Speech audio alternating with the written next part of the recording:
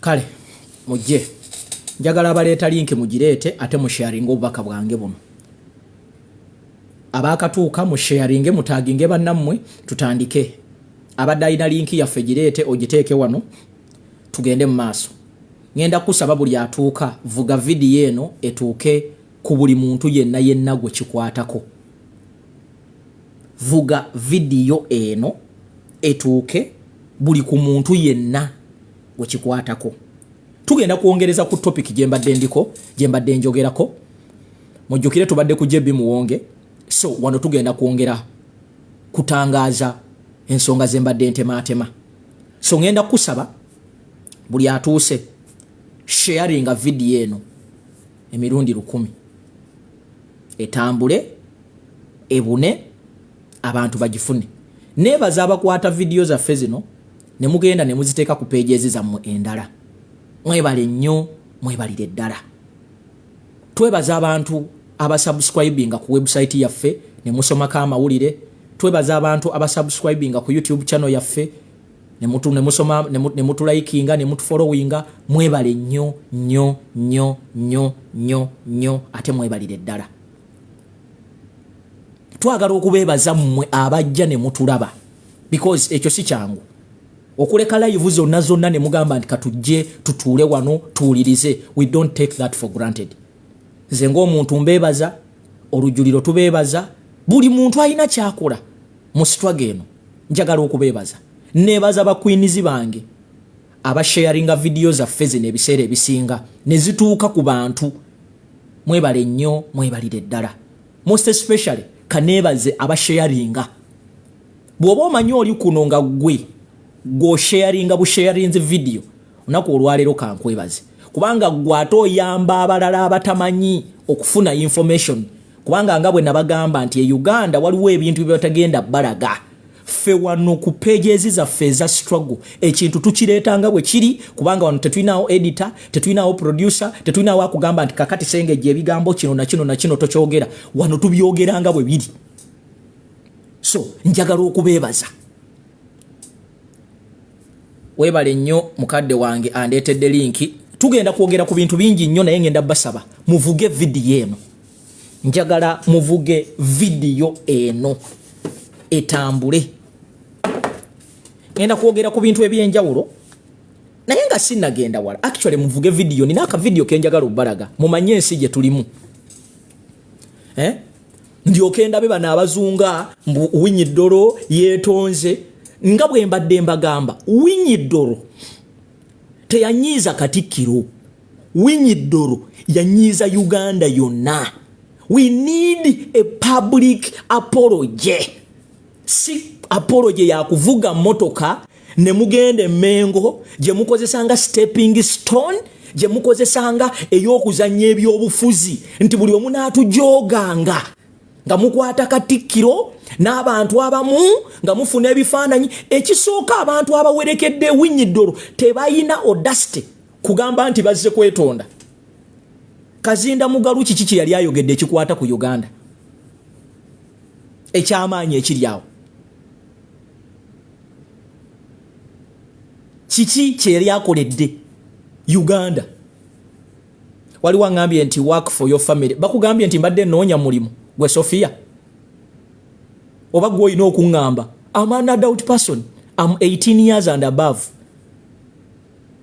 You don't feed my family. I didn't come to your home looking for what to do.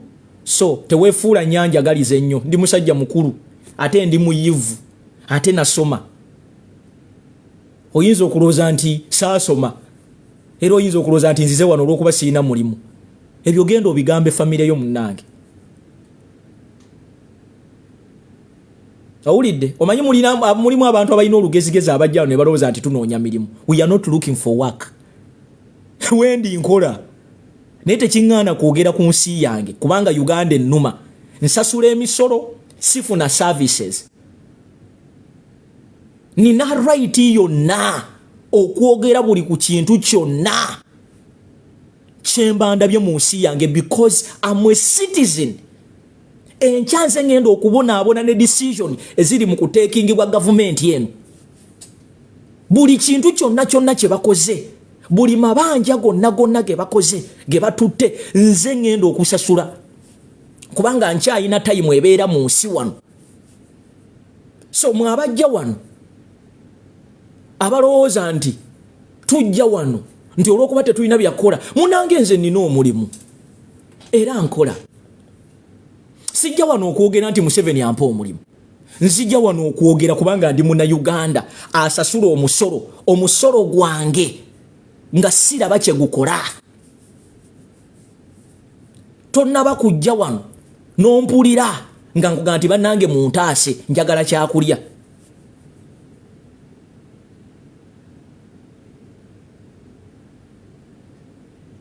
Ngenda kwogera ku nsonga, nsaba buli muntu atuuka wano ovuge video yange n'emirundi 15 kubanga nkulu nnyo. Nabagamba bwe munaaba mwagala, bwe tuba twagala okujjako Museveni tuyina okusiba omutima, tuyina okubeera n'emmizi, tuyina okuba n'ebbidi.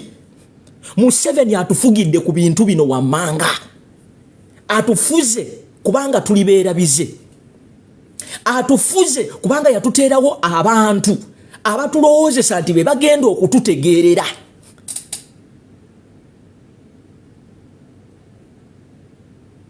Oshegera waliwo agambye nti yogera naye tovuma His Excellency Museveni. Ebyo gendo bigambe family yo. Badde ndakugamba ekigambo naye ekyo kankyesigalize. Ebyo gendo obigambe family yo kubanga nze Siria wa Museveni tansaswiranga ku school fees wabula nze mubanja. Emyaka gyange gyonna gye mmaze mbadde mulabirira kubanga yajja wane Uganda nga tayina yadde akaveera, ali ku musolo gwange alya.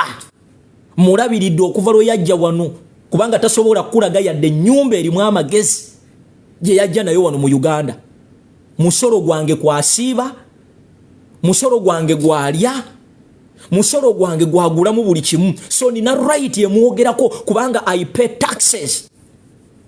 Sasula omusolo ate yali in charge of my taxes. So nina okumwogerako okujjako nga gwe family yote yakuyigiriza kiki kye bayita a citizen. Munansi ayina right yonna okuteeka omukulembeze naddala agamba nti akulembera bantu kuninga. So ebyo gendo bigambe family yo. Actually kankusomese ogende nawe okole ekintu kyekimu kyendi mukola kubanga oyina right. Ebuuza Museveni, ebuuza muhozi, ebuuza government officials, sente zange zikola ki? Sente zange ze bali mu kuonoona kulumbe kukufa kuolanya kubanga badde tebalina nti balina faamu gye bajja sente. Sente zange ze bali mu kugabana ba MP olw'okukuwagira Anita Amongi ewaabwe Bukedde yajava talinayo faamu nti oba atunda enteze n'afuna sente. Ezo sente zonna zange. Anita Amongi tavangako mu makama gagga, tavangako mu makama gagga kubanga nandigambye nti family ye oba kojjaawe oba jjajjaawe yali mugagga, mukazi munaku, akuze munaku, yamala okulya obwa deputy speaker tewaayita yadde omwezi ng'already afunye ennyumba ekkololo. Anita Amongi afuna omusaala gwa sente meka? Afuna omusaala gwa sente meka ogusobola okugula ennyumba ekkololo? That is my money. Kubanga Anita Amongi talina business gy'akola. Omulimu gwe gwa deputy speaker yali tannaba na kuweza mwaka mu kifo ekyo ng'already aguze ennyumba ekkololo. Do you know how much it costs to buy a house in Kololo? Ebyo lwakwete mbitu. Anyway, abamusiba nenya muli mu nsi by mistake. Temutwala budde kumanya lwaki oli mulamu. Totwala na budde kumanya kiki ekigenda mu maaso mu nsi yo. Oli awo wasigaza kwogera nti nze olukeesa lwembala ninga nkoko. Then you are sick. Katonda akuwadde obulamu for a reason. Akuwadde obulamu first of all, you discover yourself. Wezuule. Bw'omala okwezuula otandika okubuuza ebibuuzo bino wammanga. Olina alyoka akugamba Museveni yaleeta emirembe, eyo ntegeerayo. Gwani yakugamba nti bwe yagendera mu nsiko tewaali mirembe? Kyogamba bwe yagendera mu nsiko tewaali bagagga mu Uganda? tewali mirembe eggwanga lyonna lyali ntabangufu essaawa zino oyogera ku mirembe. When was the last time you checked on the people bebali mukuttira mu Northern Uganda gwe wogamba nti wewali emirembe? Omanyi government ya Museveni kyeri mukole Congo? Mutubuulire yensonga lwaki government ya Museveni eri Congo. Eri Congo kubanga balina personal greed yaabwe gye balina. They are stealing, bali mukubba bya bugagga. Olitakeranga ku machana oga nti mbwa abasirikale bali Congo bakuuma nsalo. There is nobody. Actually Uganda yagende Congo okutabangula emirembe gyayo. Essaawa zino eri mu bagundi mu Bakaramoja. It is killing people in pretense. Musimanye eri mukuziyiza ababbi bente. Can't you sit down with these people? Do you need to kill them? Oyagala kunga nti Museveni we yajjira wano Uganda yali teina mirembe? Ku mulembe gwa Amini oyagala kunga nti Uganda yonna yali teina mirembe? Oba oyagala kunga nti mu Uganda Amini we yaliwo abagagga tebaaliwo? This government has performed even more worse than government zilize bagamba. Tugenze mu nsi z'abandi okuteekayo entalo olw'okuba tulina ebyaffe bye tweyagaliza. Mwagende Congo nga tebabayise olw'okuba mwali muyina ebyammwe bye mubala. Kati mwavuddeyo muli Karamoja mutugumbula banna Uganda in pretense of cattle, simanyi avoiding cattle wrestling, simanyi wrestling. Ne mutabani wa Museveni n'avaayo ne yeewaana nti agenda kuleeta hell mu Bakaramoja.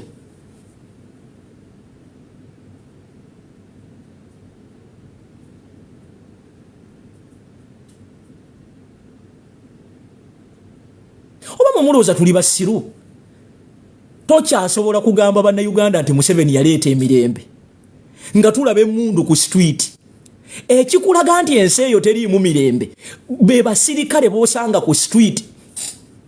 Ensi ezirimu emirembe tolaba na musirikale ku street. The moment you see soldiers on the street, the citizens are the enemies of the state. Mugende musome. Tojja wano kukyamuukiriza bantu. Ebyo mwabirimbanga bantu bali abatafunanga budde kusoma na kutegeera. Owulira? Ebyo mwabirimbanga bajjajjaffe bali abatali exposed. Guno omulembe buli kintu tukiraba. You went to Congo for your personal issues. Now you are in Karamoja murdering innocent people in pretense of cattle simanyi preventing cattle wrestling. Mulooza buli muntu musiru. Mulooza buli muntu musiru. Wamme yakatuuka nkolera ekintu kimu gwevuga VDN. Njagala ovuge VDN emirundi 105 etuuke ku bantu. Kubanga kikulu nnyo. Abantu bwe banaamanya amazima. Naye nakano kankayiseewo banna Uganda. Mbegayiridde emirundi emeka. Mbegayiridde emirundi emeka. Obutabeera diverted ne media ze Uganda.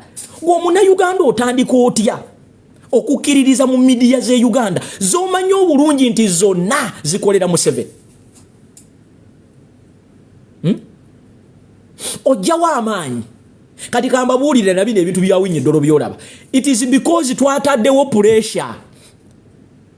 It is because twataddewo pressure. Ne tugamba twagala kulaba Owiny Dollo nga yeetonda. Bana abakulu babadde tebalina na kye bagenda kukola. Mwalaba Katikkiro oli olunaku olwasooka mufo ky'okwogera ku nsonga okuvaayo straight okujoogerako. Omukulu yeebuzaabuza bwebuzaabuza mbu Kabaka yagenda mu nnyonyi ya simanyi KLM. Teyayogera ku nsonga Owiny Dollo gye yayogera. Ne tubateekako wana akaliro. Ne tubagamba bassebo muveemu statement. Ne batugamba mbawandiise mu mawulire. Ge mumanyi obulungi nti e Uganda Museveni akwata bukwase essimu emu. N'agamba nti halo mukuba omutwe bwe guti mugambe nti gundi yeetonze. Ni bonna ne bawandiika. Kati nammwe kati olw'okuba mwabatadde ku pressure Owiny Dollo abadde alina okusituka n'agenda Emmengo akakkanye. Kubanga mukimanyi mwaba mukimanyi nti bebasisinkana Katikkiro nti buli kimu kiba kiwedde. Nababuuziza ekibuuzo era ngenda kuddamu nkibuuze. bwe bakuba tiya gasi mu bakulu b'ebika ani yali afuddeyo? Ani yali afuddeyo? N'anoonyereza abo bwe baatulimba nti baabakyusa oba ekituufu baabakyusa oba balina ne punishment gye baabawa. Owiny Dollo ku statement gye yakoze n'okwetonda kwe sikulabye namu. Actually azze kuba kudaalira. Kubanga omuntu amanyi nti wakola ensobi nojja n'otandika okwetoolooza abantu. Tetwetaaga history. It is kantu katono nnyo. Please Ugandans, forgive me, I made a mistake. Full stop. Naye bali babadde bakola kye bayita PR. Omanyi kye bayita PR? PR. Era nga ye Katikkiro emirimu gyagimanyi. Abo be bakola abantu bwe batyo Museveni bayiseemu okubagaana okufuna ekyukakyuka gye mwagala. Kubanga bakimanyi. Bwe mulaba ekifaananyi ng'omuntu abadde abajolonga ayimiridde ne Katikkiro mwenga mulooza nti buli kimu kiwedde. Njagala mumbuulireyo okwo kubadde kwetonda ki? Owiny Dollo actually azze buzaawo afune kye bayita akafaananyi and everything will be back as normal. At least bali eri abantu kubatiya gasi twawulirako nti baabakyusizza. Owiny Dollo asigaddewo era emizeegi asigadde najo enkya omulala yagenda okujja akole ekintu kye kimu kubanga bakimanyi tulibeera bize. Ekyo kyo bakimanyi. Ekyokubiri bakozesa nnyo bano abantu bannasoma ba elite. That is why Museveni atufuze paka leero. Tulibeera bize, tukyamuukirira nnyo.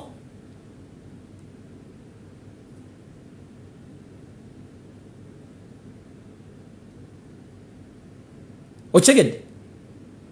Era nze bwe ndaba omuntu ng'aga nti Uganda tuyina emirembe bagibalira ku gundi. Buli lwolaba abasirikale ku street kitegeeza ensi eyo teyina mirembe. Ensi eziyina emirembe kizibu nnyo n'okusanga omusirikale mu bantu. Kizibu nnyo. Era omuntu takeeranga ku makya n'avuga nti Uganda is peaceful nga osobola okusanga amagye mu bantu. Eggwanga liba liri ku time bomb. Ekyo njagala mukitegeere mu mitwe gyammwe. Ate bakozesezza nnyo bano bannasoma okubajolonga n'okubalemesa okumuvinga forward. Bwe ndabye ekifaananyi kya Owiny Dollo ne Katikkiro nsese nenga nti wano Museveni kano akazannyo Museveni yakategeera. Kambawe scenario endala. Government ya Museveni yali egenda kuleeta etteeka ery'okutwala Mailoland. Bene nnyinimu kabaka wa Buganda bwe yali e Masaka n'akola statement nti ettaka kyekitiibwa kya Buganda. Museveni n'ategeera n'abantu be ne bategeera. Wali obuuzizaako, wali otuddekaawo ne weebuuza ekibuuzo. Wali otuddekaawo. Nsanyusa okulaba muganda wange Fred Lumbuye. Nawulidde watukoledde TV bagiyita Lumbuye Broadcasting Corporation. Tewali kusengejja. Nsanyusa okulaba muganda wange. Nina ekintu kye mbadde njagala obbaga abaganda bange. Munansonyiwa. Leero nina ebintu biri ebindimu. First of all, nina ennyiike mu mutima. Naye tekiŋŋaana kwogera ku bigenda mu maaso. Kubanga kye twasigaza. Ate gye tunaggwera eyo mujja kulaba nga byenjogera nammwe bennyini bwe mubigattagatta mulaba nga bikwatagana. Kambalage. Kabaka, Ssaabasajja Kabaka nnyinimu bano abasajja ba Museveni ne Museveni mwennyini baali bagenda kuleeta etteeka ery'okutwala ettaka. Bene bwe yasituka ng'ali e Masaka n'ayogera n'agamba nti Buganda ttaka. Museveni n'aweeyinga n'amanya nti kati abantu bazuukuse. yali alina okunoonya engeri gyakkakkanya bannayuganda. Yakola bw'ati. Tewaayita yadde ennaku 2 era singa tubadde tuli b'amazima nkukakasa nti ne meeting eyaliwo between Museveni ne Kabaka yali mpange era ng'osobola okwekanga ng'ow'ekitiibwa Katikkiro eyo meeting yagituuza. Naye ekyo kyali kigendereddwamu kukola ki? Kyali kigendereddwamu kukakkanya busungu bwammwe. Kubanga abantu bwe balaba ekifaananyi ne beene ng'ayimiridde ne Museveni eyabadde atujolonga recently nga baddayo mu bintu byabwe. Museveni bw'atyo bw'atufuze. Kye kimu ne Owiny Dollo kyakoze. Abadde alina okugenda Emmengo nze ntunuulidde mu bintu obwedda bye boogera siwuliddemu amusore. Ate abadde bayire kambabuulire tayina kukwetondera Katikkiro. Ayina okukola kye bayita public apology kubanga ekigambo kye yayogera tekyaliko Muganda, tekyaliko Munankole, tekyaliko Mugisu, tekyaliko Mukonjo. Mukimanyi bulungi nti Buganda bwesasika tewali muntu abeera safe. Omusajja azze mu kubanyumiza sitoole na kufuna bifaananyi akimanyi Katikkiro ye kasa abantu bamulabako nga agize ayimidde obusungu nga buggwa kati bannayuganda abasinga bazedda ku bintu ebirala. Bwe tuba ne mindset bwetyo kino nkibakakasa nga ntya Katonda.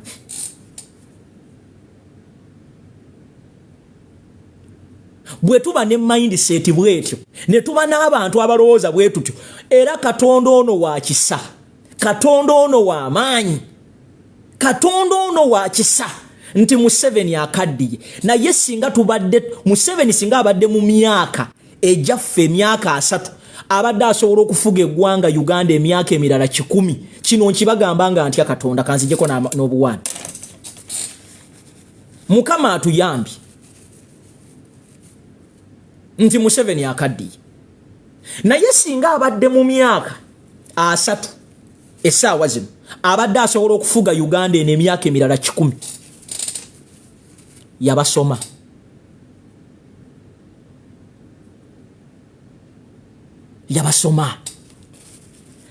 Yabasoma wano. Yabategeera. Museveni tuku time n'abategeera wano. Olaba mukyayina obudde obubirievinga amawulire ga Uganda nti oli akola statement mu mawulire ga Uganda n'olaba omuna Uganda ng'agakkiriza wano. Yabasoma wano. Era Katonda ono tagaba byonna.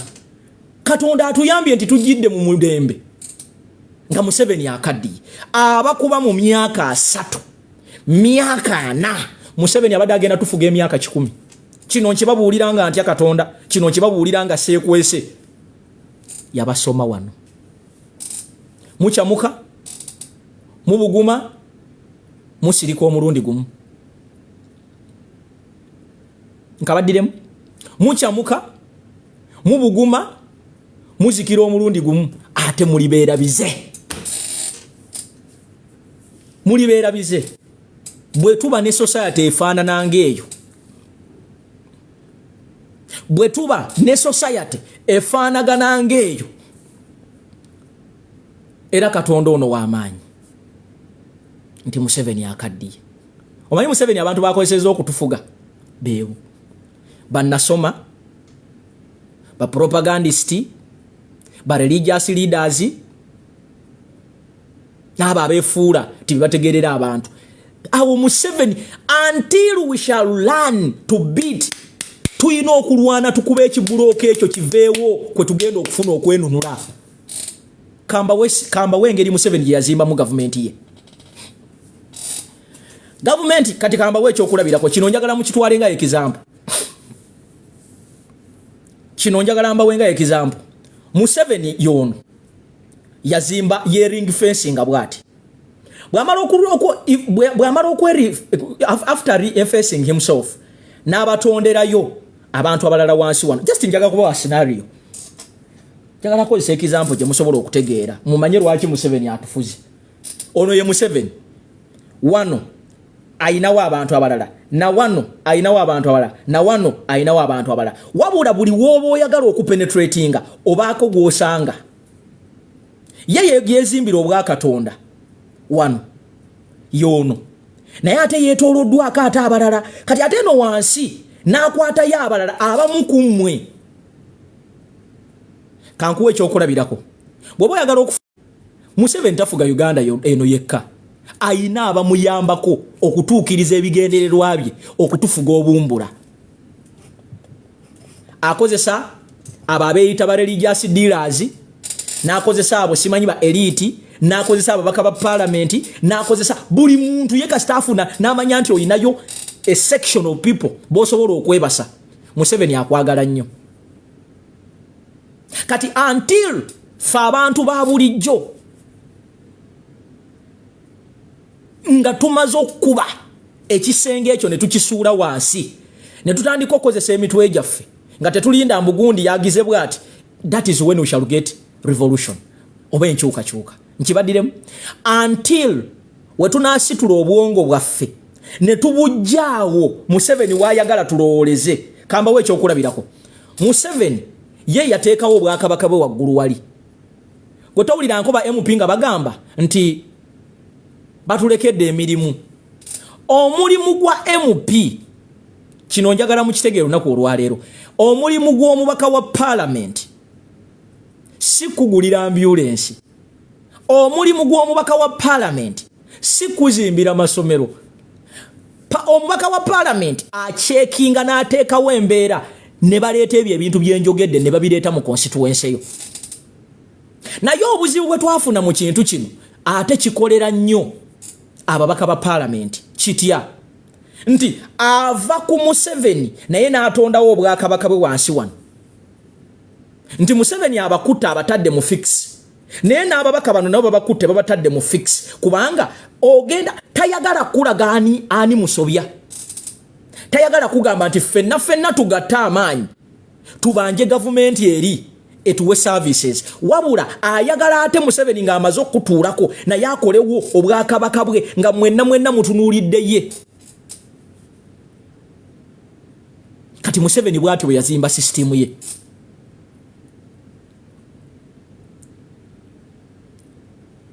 osotege nti basobola okugoba ku ttaka n'owulira omukulu w'ekika ng'agamba oba omukulu okuva emmengo ng'agamba muteese ne gavumenti oyo ayogera nti muteese ne gavumenti tebamugobangako yadde ne ku ttaka era gy'asula tasula mu kiwuunya tasula mu kinaku nga ggwe tasulangako njala kati Museveni bw'atyo bw'azze atukola ki atufuga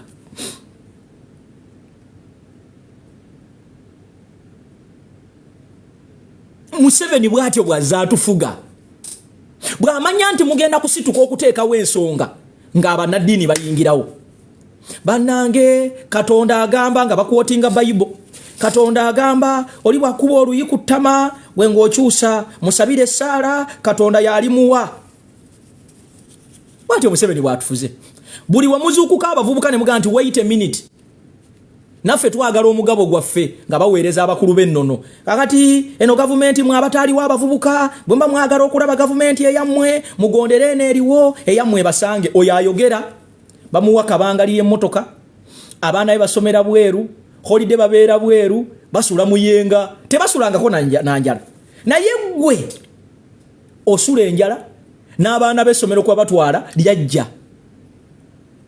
naye buli lwotandika okuzuukuka obwongo ne buggula bwe buti bwe pa nga baleeta abakulu kakati bannange abavubuka tumanyi mwagala enkyukakyuka naye ki bannange okwagala enkyukakyuka mulina okuwa abakulu bammwe ekitiibwa twazi n'ekirala kakati gondera gavumenti eriwo deni gy'oyagala ekusange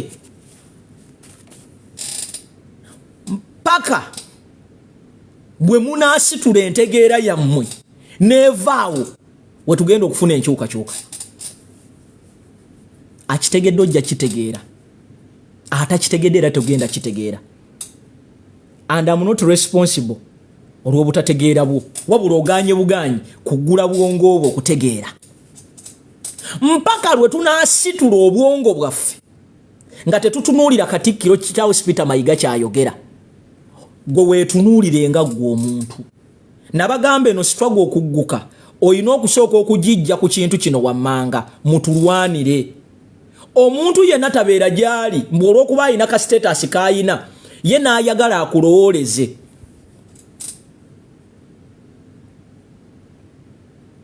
Kubanga Museveni bw'atyo bw'atufuze anoonyaamu omu ku mmwe. That is why Museveni takyaswala asobola okugenda n'agula ne babuloga bwe baba baweza abantu 100-200. Omanyi lwaki? Ayagala containment eyo, ayagala abantu abo obenga gwo bavuga tobajjaawo. They don't want you to think. Government yonna yonna ebanyigiriza tekkiriza mulowooze. Babaagala awo we babaagala. Bwe mutandika okwerooleza ne mugamba wait a minute, essente ze tusasula ziragawa, you become an enemy. Owiny Dollo nze ng'omuntu mpozinga mmwe tewali bye yeetonze nammwe baleke basiriwaza. They just went, had a cup of tea, ne bamanya nti Katikkiro bw'anaayogera naye bwe banaafuna ebifaananyi kiwedde, and life moves on. Museveni bw'atyo bw'atufuze. The next morning bagenda kujja bakuba abakulu b'ebika era mu Katikkiro bajje beekubye ebifaananyi bakakanye obusungu bwammwe. Museveni atufuge ebisanja Museveni bw'atyo bw'afuze eggwanga lye bayita Uganda. Paka lwe tunaava mu bintu by'okulowooza nti abantu abamu mu Uganda wano be balina okututegeerera, tetujja kufuna kwenunula. Ako kaamagezi, ako kaabategeera bokka, tekeetaaga byakubeera attached ku Mmengo, kyetaaga n'obeera real. Bw'ona amala okuba real, ensonga ojja ziraba nga nze bwe nziraba. Bw'ona amala okubeera real nga toli pretender, ensonga ojja ziraba nga nze bwe nziraba. This time we are not dealing with pretenders. Twagala kintu kiri original. Oli ajja gamba abo abakulembeze bakiikirira abantu. It is good. Naye waliwo by'otalina kunkiikiriramu. Kiringa ngokeera ku makyanga banziba ettaka lyange noga nti nninda ab'Emmengo bajje balwane. Tekisoboka. Omuntu asule muliye nga tayinza kulwanirira gwe. Tasobola. Gavumenti zonna ez'abannakyemalira abantu bwe batyo babeera nabo. Abo babayita basirise. Kakanya obusungu. Avaayo n'akola statement nti akulumirirwa naye nga talina na waakulumirirwa. Mpaka lwe tunaava mweyo stage ey'okulooleza muba religious leaders be mumanyi obulungi nti ennaku zino ekisinga okuneewuunyisa baganda bange kiri ekintu kimu. Gw'okimanyi nti ffe abatalina na ddiini, ffe abatamanyi na bigambo byonna by'osobola kwotinga mu Bayibuli, ffe abatalina yadde kintu kyonna tyoba twogera ne Katonda buli lunaku ne twogera mu nnimi, nsobola okuvaayo ne nnyimirira ne njogera ku kitta abantu ekiri e Karamoja. Naye munnaddiini ali wano e Kampala ayina ne influence, tayina na waayinza kuyisa yadde kigambo ekyo kye njogedde n'akiyisaawo n'akibuulira eggwanga. Naye nze atayina ddiini, atayina yadde nti mwoyo mutuukirivu, gwe tolaba nti kyewuunyisa. Kiringa nga bulijjo kye nsiiba ngamba baganda baffe abanodhana. Nze siva mu north, siri wa Karamoja, naye nsobola okukeera wano nezija nenga nti bannange bali mu kutta baganda baffe abava e Karamoja. Nze nsinga MP ava mu north asirise, nsinga abayimbi abali e Uganda abasirise. Kubanga omanyi lwaki? I have gone beyond ne wembeera. Kati bwe tuba twagala okununula eggwanga lino, gana amagezi mba wagaabuwa baganda bange, the ordinary citizens of Uganda. Tujja amaaso gaffe ku bantu bano be bayita ba influential people mu society, kubanga Museveni bayitamu. Buli lwaba agenda okuggusa ensonga basooka okuyitamu ne bareducing obusungu bwammwe. Nti bwe bakuba abakulu b'obusolya tiyagasi abavubuka ne beechwachwana bali balina kuyita mu Mmengo era walaba abakulembeze nga bamaze okubatiya gasi waabwe mubasituse bagenze ne basisinkana Katikkiro ebyo ne biggweeraawo kamba buli ekintu kimu bwe tunabanga tukyalina ebirowoozo ebyo nti tulinda bakayanja boogere mukayanja n'avayo naga nti eggwanga lino bannange mukwate kayanja tasula mu nsokolo kayanja tabeeranga kaawo abaana be tebasomera mu masomero ge musomeramu kaye bano abakulu b'Emmengo abaana baabwe tebajjukira ddi lwe baali basiibye enjala tebakimanyi na kimanya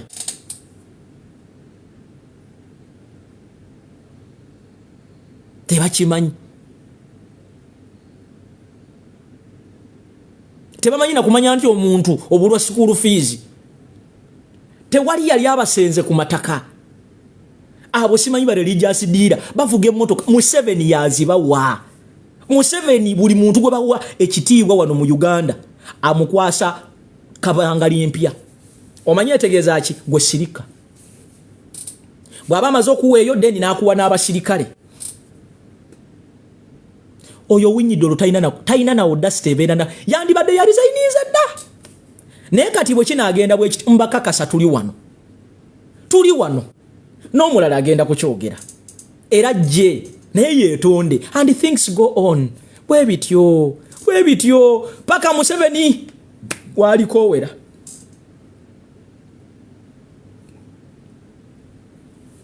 ekyo nkibagambye kubanga tewali asobola kibagamba tewali bagenda bagamba muogera bubi bagenda bagamba muina obusungu bungi babaletere n'engero ateesa akira ayomba ateesa atuuka wala ekibuuzo kyange kye nnina bulijjo gye muli era nsiba nkibabuuza and this is kino kye mbabuuza bukya mutandika kuteesa bye mwali mugamba nti babawe ng'abantu bawano babakabawaako bimeka bakabawaako bimeka okujjako okuteekinga obukakamu bwammwe for granted bakabawaayo bimeka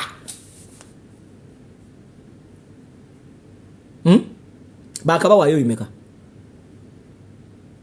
kati mulinde etteeka ery'ettaka abagenda okulitembeeta baana baawano etteeka ly'ettaka lijja n'etteeka ery'okulondera mu palamenti lijja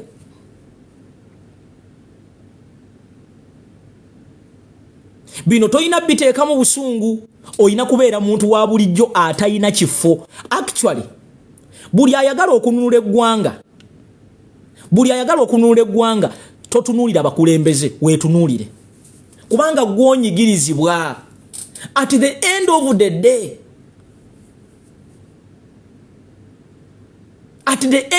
day it comes back to you.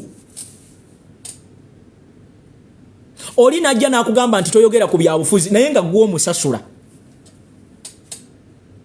Oli najja nakugamba nti ebyo tobyogerako naye nga you are a citizen ate osasula omusolo. Oli naga toyina byoyogera. Omanyi lwaki aba ayogera bwatyo? It is because tayagala otandike kumuteeka ku nninga. That is why bakuriyetinga abasajja nga bamirundi ne bakuriyetinga ba Andrew Mwenda najja n'abasomera figures. Naye nga bwe baba abantu tebakulembeza figures.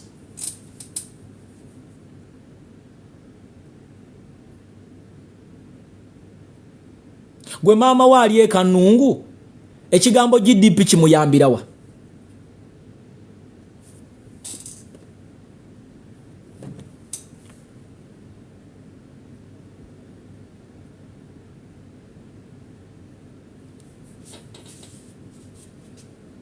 Mumpe eddakiika.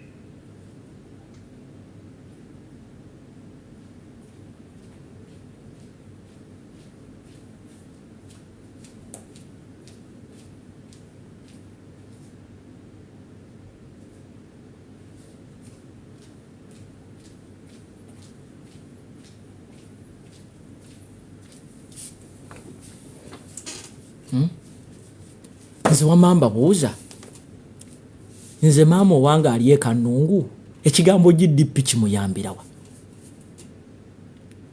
physical police mukadde wange emuyambirawa mukadde wange ayagala just ddagala mu ddwaliro maama wange just ayagala kubeera ku kataka ke ateekeko emyogo gye ateekemu omunnyu yeeriire mpaka bwe tunaava mu kulowooza nti bano abakulembeze be tuyina be balina okututegeerera.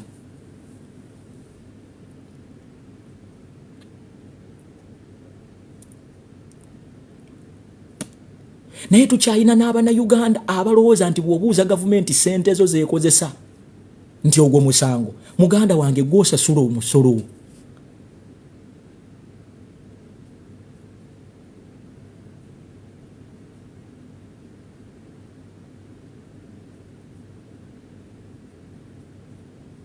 Gw'osasula omusolo. Gw'osasula omusolo munnange. Gw'ogulira amonge emmotoka. Gw'ogulira abakulu b'ennono emmotoka zaabwe abamu.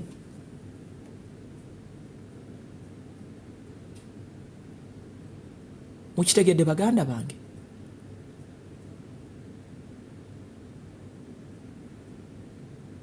Mukitegedde ekyo? Mmwe muyina okubeera ba boss. Bawinyi Dollo tebalina kugenda Mengo kwetondera Mengo. Owiny Dollo alina okuyimirira nga bwe yayimirira Busimbalaala nga kamera emutunuddemu n'agamba nti bannayuganda munsonyiwe.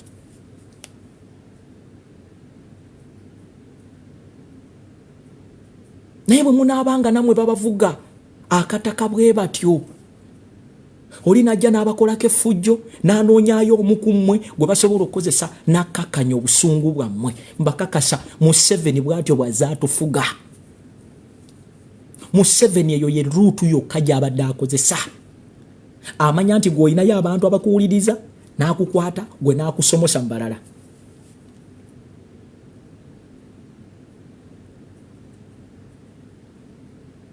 Unless ffe bennyini we own this struggle, tugenda keepinga on nga tubuleminga balala.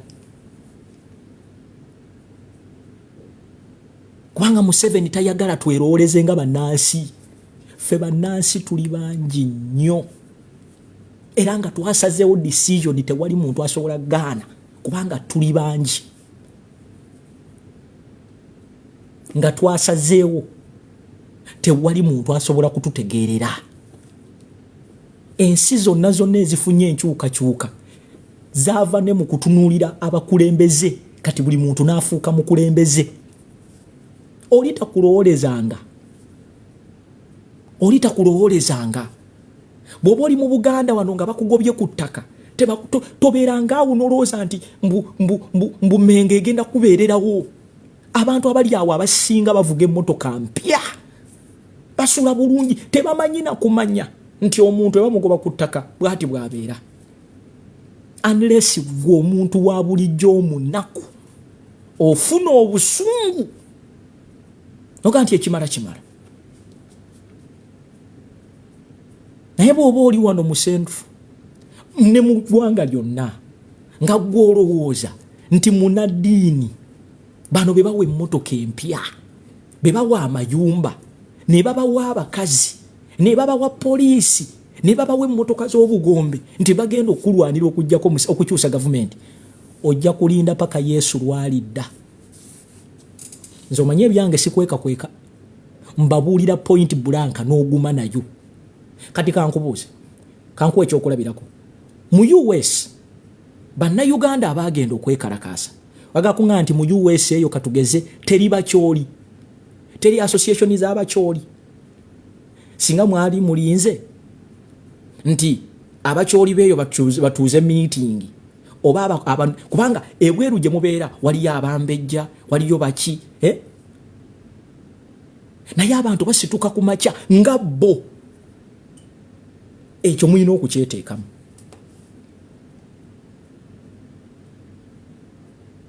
Kati singa mwali katugeze temwekalakasanga mulinze ab'omu akyoli bagende boogere bulungi nabo kuba waliyo mu America waliyo association.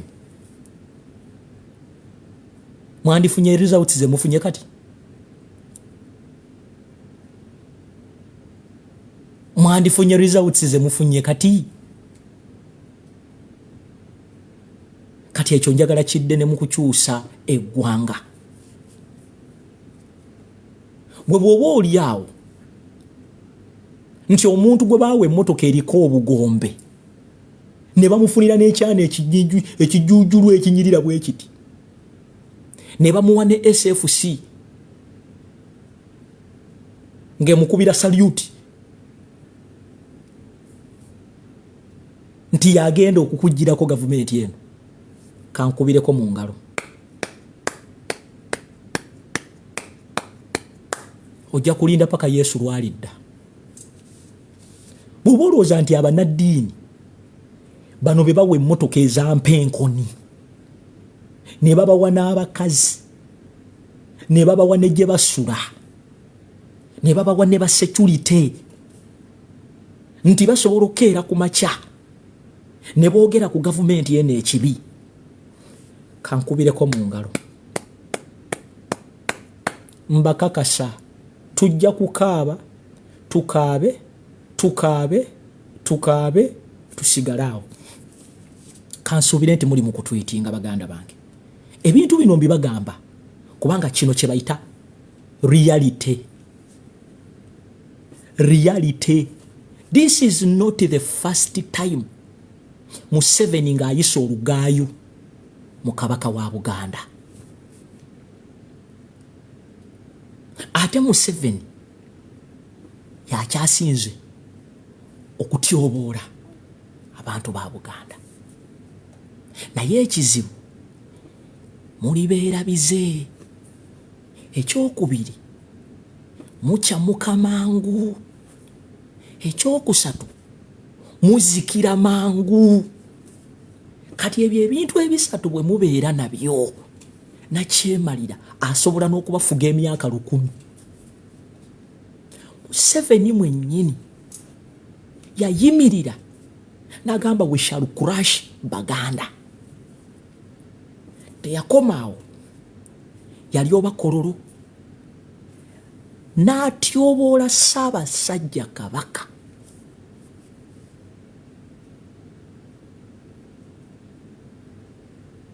Yamuyita amannya ge ng'alinga ayita Muhoozi mutabani we.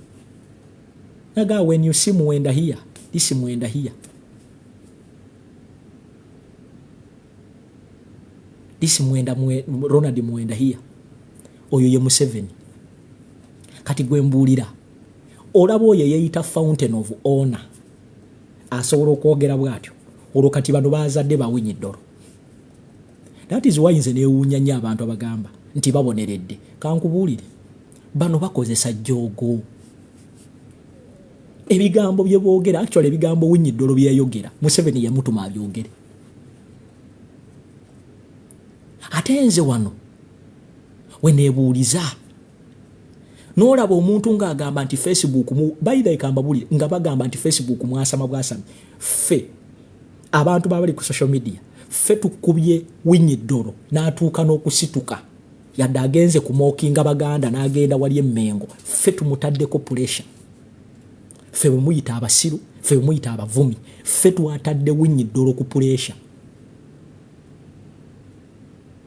Ffe be bayita abasiru, ffe be bayita abatategeera, ffe be bayita ba hypocrites. Ffe twakubye Owiny Dollo ku social media wano ne tumusaba apology yadde tannagituwa.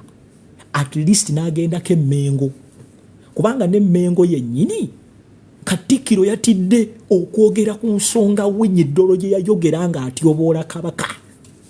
Era wamulabye yabadde ng'asoma amawulire. Ng'omuntu ongamba nti gwe Katikkiro wa Buganda n'otavaayo na ddoboozi lya mwanguka oga nti ebigambo bino Justice Owiny Dollo bye yayogedde bikyamu eryo eddoboozi tetwalirabye.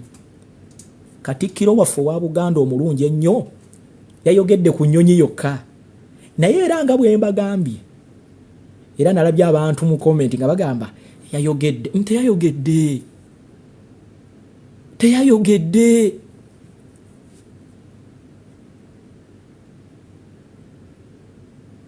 Teyayogedde. Kati kano kazze azze kusirisa kino kiveewo, mugende ku kirala kubanga bakimanyi ffe tuli beerabize, era mbakakasa kigenda kuva mu mawulire, nakyo kigende, era baleete ekirala, era nakyo kigende. Bwe batye batufuze munnange, bwe batye batufuze nga naffe bennyini tulaba bwe tuti, mpaka lwe tunaabuusa entegeera yaffe ku bantu be tusuubira nti balina okututuusa we twagala, tujja kufuna enkyukakyuka. Kati nze mbabuulira bye mutaagala mumanye. Sigenda ku abantu bagala lwaki Katikkiro. Kambabuulira ekintu kimu, mukkirize mugaane. Central Region yekola Uganda. Central Region yeno yekola Uganda. Singa wabeerawo crisis mu Buganda oba mu Kampala, the whole country is affected. Oba oli Kasese, oba oli Luddawa, kasita Kampala ebeera wansi, buli kimu kyonna kiba kigenda kuyimirira, kkiriza oba gaana. Kati abantu ate bwe tuba twogera ku Central Region tetugamba Baganda bokka, kubanga Central eno ekyaza buli muntu, naye kyabuvunaanyizibwa nnyo gwe nnyinimu okubeera cautious, kubanga wano weewaka, toyinaawo walala, toyinaawo walala. Nnyini waka alina okukuumawo butiribiri nnyo nnyo nnyo nnyo nnyo nnyo n'obulamu bwe bwonna. Yensonga lwaki eno ensi gye bayita Uganda, bajjajjaffe abatayina na social media, bajjajjaffe abatayina Facebook, baasobola okulwana okukuuma ekitiibwa eky'eggwanga lye bayita Buganda, mmwe lye muzannyiddemu oba ffe lye tuzannyiddemu. Tebaayina Facebook,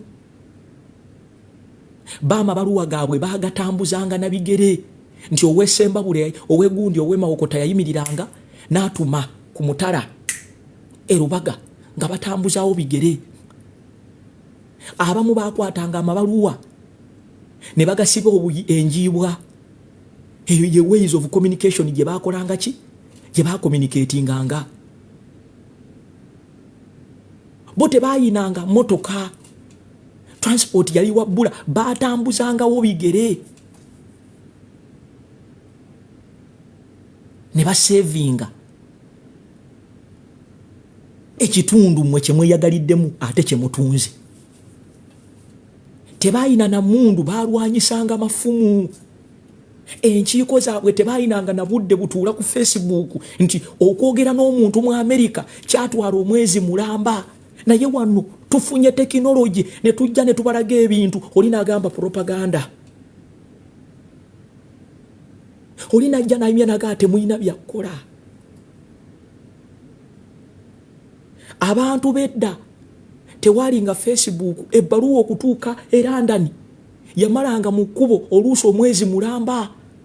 Naye kati tutuula wano ne tugamba abantu nti bannange mugenda kubeera n'okwekalakaasa ejjindi mu sekendi busekendi, k'abantu bafunye information. Bane omulembe guno bwe tunaasirika ne tuleka eggwanga lino ne lizikirira, abaana baffe tugenda kubannyonnyola tutya. Waliwo omugwagwa omu agambye nti kati oyagala tukwate emmundu. Ekyo ekintu ky'okukwata emmundu oba buba bwongo obwo. Ate oba ogenda okulwanyisa omulabe, toyina kujja kukomentinga kuno. Bw'oba oyagala kukwata emmundu, gwe genda okwata emmundu yo.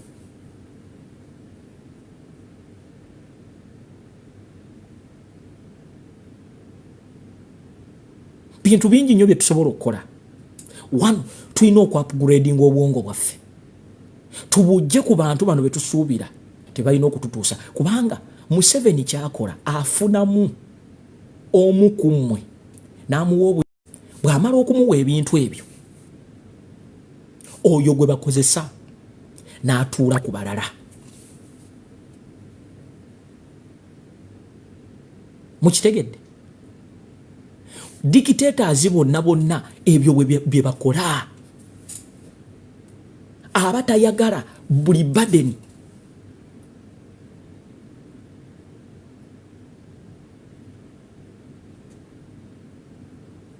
ebeere ku ye. That is why nze ntunulira abantu abavuma abantu ku social media. Baneekamba buulire. Facebook eno tusobola ogikozesa ebintu bingi nnyo n'okukyusa eggwanga lyaffe. Eno Facebook eno gye mulaba.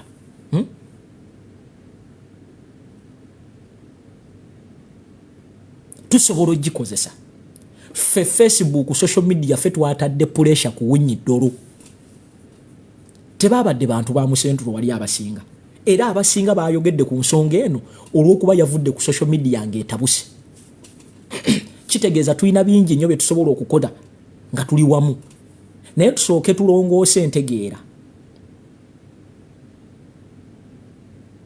Bano bapasita bammwe tebakyasinza Katonda kati basinza Museveni. Pasita bammwe abalokole tebasobola kwogera ku kitta bantu. Tebasobola na kwogera ku genocide egenda mu maaso mu Baganda baffe eri ba Northern Uganda. Ne basobola okuga nti Museveni aleese emirembe. Museveni aleese emirembe naye nga abasinga okubeera mu kyaki yo bavubuka. Mu ssaawa z'okkola bali mu kyaki. You don't get tewewuunya. Essaawa ez'okkola omuvubuka ategeera nga wandibadde oli mu kweyiiya oli mu kyaki. Doesn't that worry you?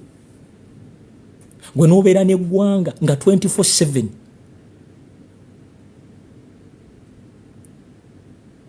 bujjuza bavubuka. Tuli balwadde. We are sick. Kayanja yavaayo lumu nga Hudu agambye ntakyayagala bantu bawoganira ku street. Teyayogerako ku kiwamba bantu. Teyayogerako ku Baganda bafa from Northern Uganda. Yayogera ku ekyo kubanga eyo business yaabwe. Njagala okwebaza Catholic Church. At least evuddeyo nebaako kyeyogera. Era sobola gamba nti buli mu naddiini mubi. At least njagala okwebaza Catholic Church. Ne bayimaamu abamu. Naye bo bano simanyi basimanyi bano ate no waliwo n'akalala ke babazannya nti bakalicho leaders tebali mu byabufuzi. Ejo emizannyo Museveni gyayaga agimanyi. Singa bakalicho leaders tebali mu byabufuzi, singa Museveni tabayita ne basisinkana mu kaseera k'akalulu, baba bagenze kwogera ki? Baba bagenze kwogera ki?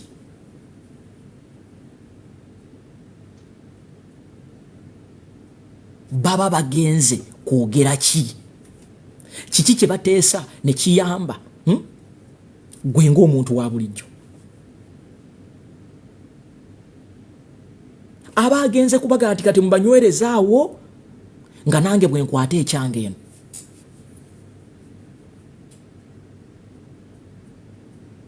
Njogera n'abantu ba bulijjo abatasobola kutwala bamaama baabwe n'abasenga baabwe n'abaganda baabwe mu malwaliro gano wammanga ayekike.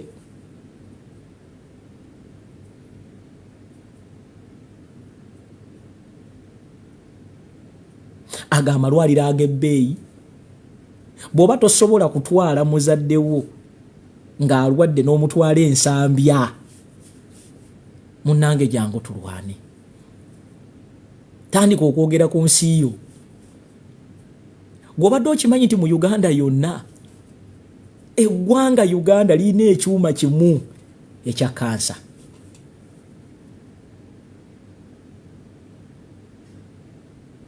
Eggwanga lyonna lirina ekyuma kimu bwe kiti ekya kansa. Bw'olwalira Karamoja ng'olina kansa bakusindika Kampala. Doesn't that worry you? Bw'oba Masaka bwoba bundi bujo bwoba 40 bwoba shema bwofuna kansa bakusindika mulago naye ku bwavu bwe mulaba ng'omuti gwa sabuni gwa nusu kanaana gugenda mu mutwalo mwe temulaba gye tulaga. Don't you guys sit there ne mugamba naye wait a minute. Do you know that mwabali ku kyeyo okusindika miliyoni emwe Uganda bakutema emitwalo 3 oba 25 oba 18 okusindika miliyoni emwe Uganda. It depends on nsi kimoli. Emiliyoni emwe bakutema emitwalo 2 25 18. Banange boboloza byenjogera nimba olunaku lumu genda kemulago genda ko bugenze emulago gye bayita nti it is a government hospital.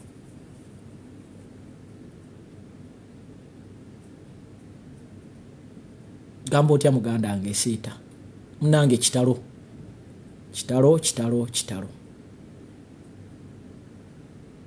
etujja bitamu kwete weewuunya waliwo ebintu banenga tetwetaaga na kuleekaana nnyo byetaaga just kutuulaawo naawe n'ofubiitiriza.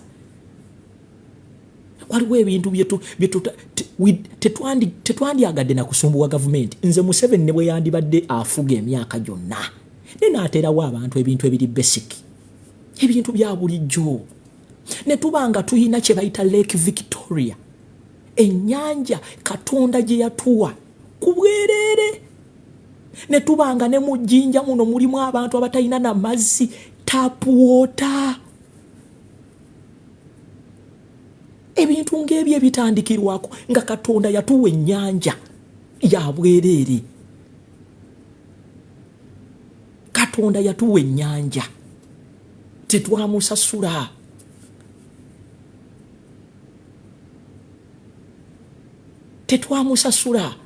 Nene jinja amazzi gye gava abantu ne babanga amazzi banywa n'ebisolo nga just government esobola ogenda wali mu parliament neeyisa budget ne ganti kakati tugenda kupampinga amazzi atisi tuteekeyo kye bayita community tap oba amazzi ag'obwereere nakyo ne kibalema.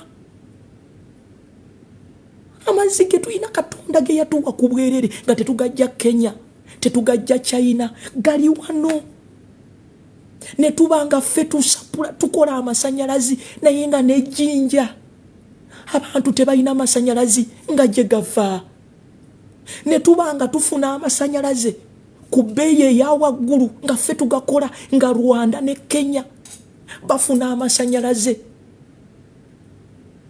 ku bbeeyi entono nga ffe tukola amasanyalazi ffe tusasulira Rwanda ffe tusasulira Kenya.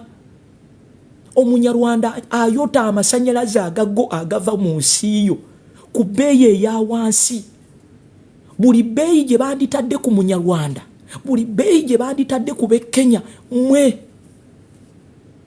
bw'abanga Kenya bootera ku siringi 7 gwe Uganda oyotera ku siringi 5. Kati gwe nga muna Uganda kiki kyofuna mu gavumenti ya Museveni? Amasanyalazi gava wammwe temugeewula ab'ejjinja no ejjinja ne tufuna ne road shading ng'e Rwanda tegagenda e Kenya tegagenda bwe gagenda gavumenti evaayo mu dakika 2 ne yeetonda. Omuna Kenya n'ayota amasanyalaze agago ku bbeeyi eya wansi gava Uganda. Genda obuuze unity emu ey'amasanyalaze e Rwanda obuuze ne unity emu ey'amasanyalaze wane Uganda. E Rwanda bagootera ku bbeeyi ya wansi naye nga gava wano ewaffe. Olina kugamba nti byogera tobitegeera. Bwe mba sibitegeera, let's go with the facts. Genda okole research. Go and make research. Ojje wano debating nango ga nti nimba. Go and make research.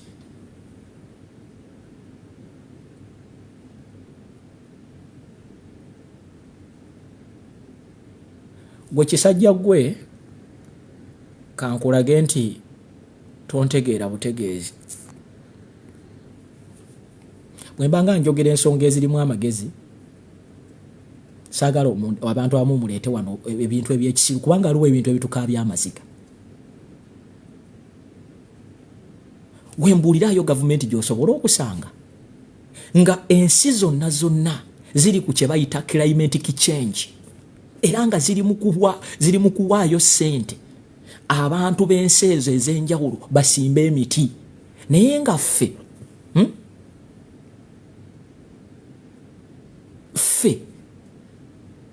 tuli mu kusala bibira tuteekewo ebikajjo. Baamiini be twavumanga nti tebaayina magezi amazima ga Katonda tebaatema bibira naye bano aba Museveni ababugumyeko batema ebibira.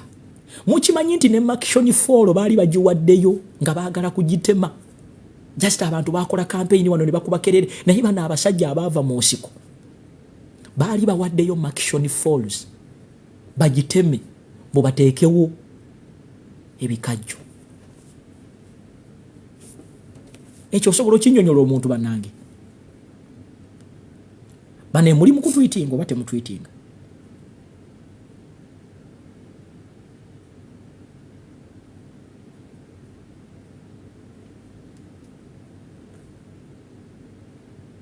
Mutwitinga oba temutwitinga?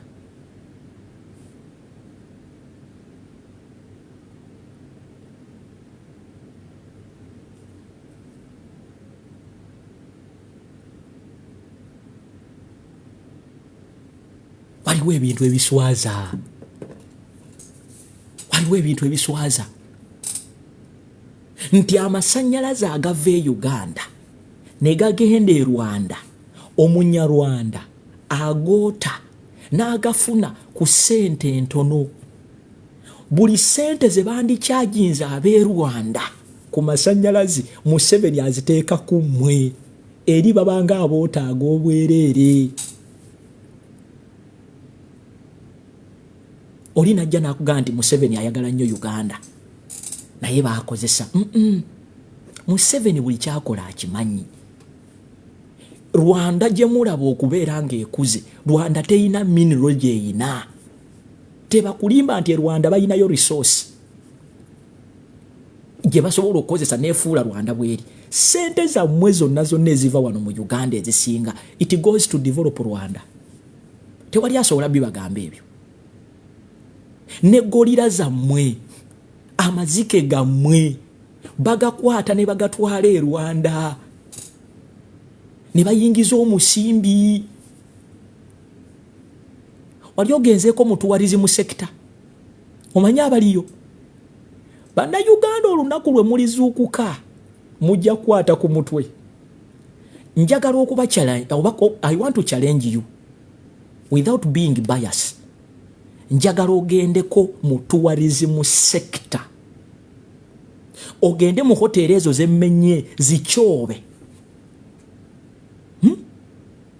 Ogende mu gundi gye bayita Bwindi impenetrable. Olaba abantu abali in charge of your tourism. Ojja kuba akabonero bwoti.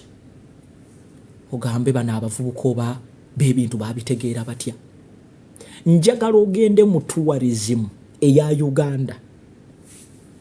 Bano be mulaba mu kamera babuyita bugorogosi.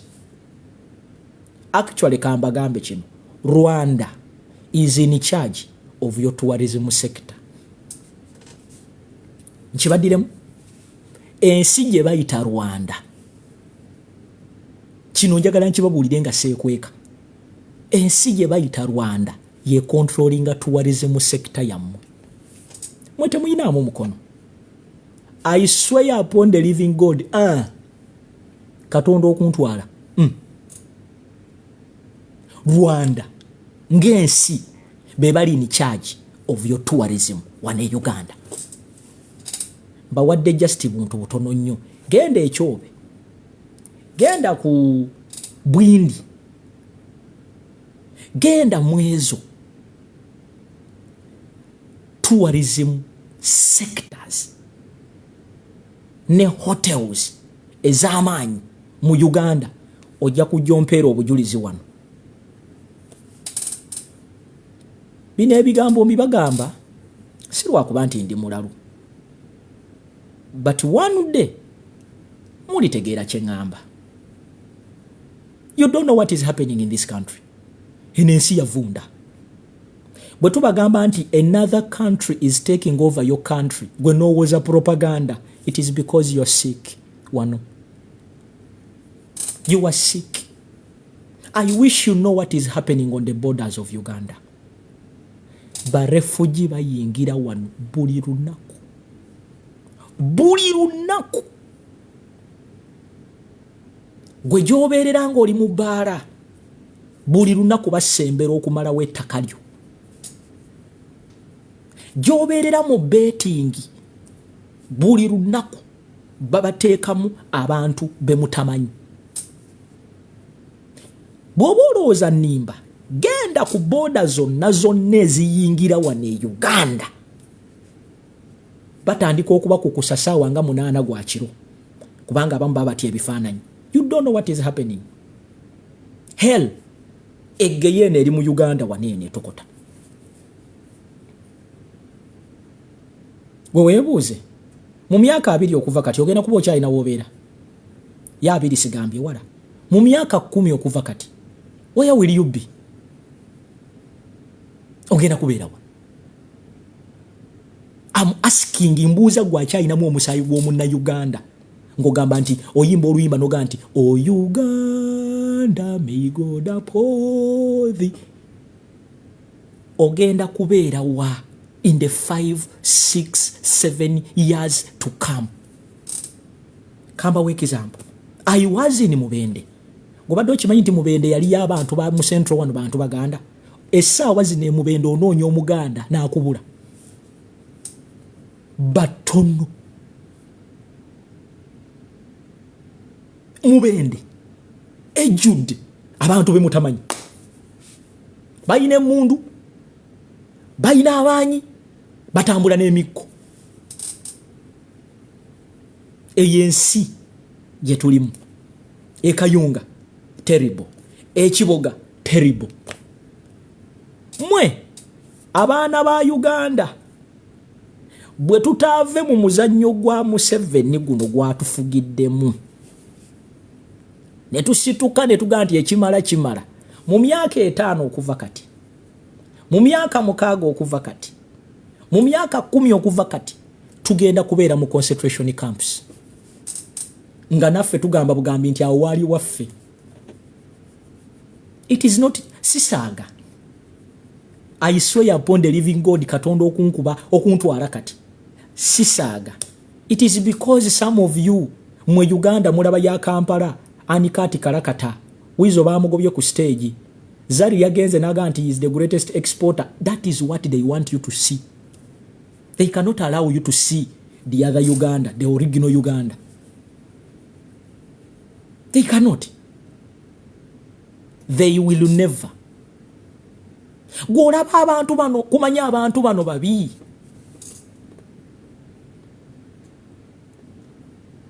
Okumanya abantu bano babi.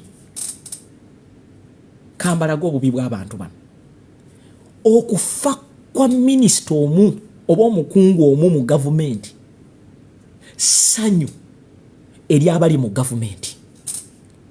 Era omuntu anaava mu kufa kwolanya nga tagaggawadde ng'abadde mukungu w'amaanyi mu gavumenti ya Museveni. Omuntu yenna oba minisita oba MP ng'awagira Museveni, omuntu yenna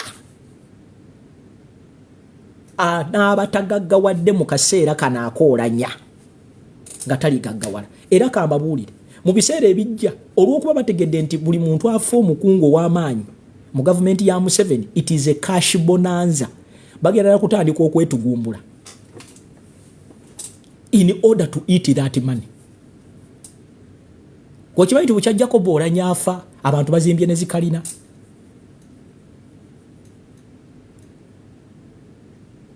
Natunulidde MP ba MP mu biseera ng'ebintu byekanamye ng'ensi egaanye nga mukyala Anita ali ku cash bonanza era buli muntu eyamulonze netayebwa bamuwadde millions okwekubako enfuufu kambalage ba MP bamwe be muyina olabe ne kyebayogedde ku ssente ezo ngenda kuba mpunzika kino kyandaze ebintu bingi nnyo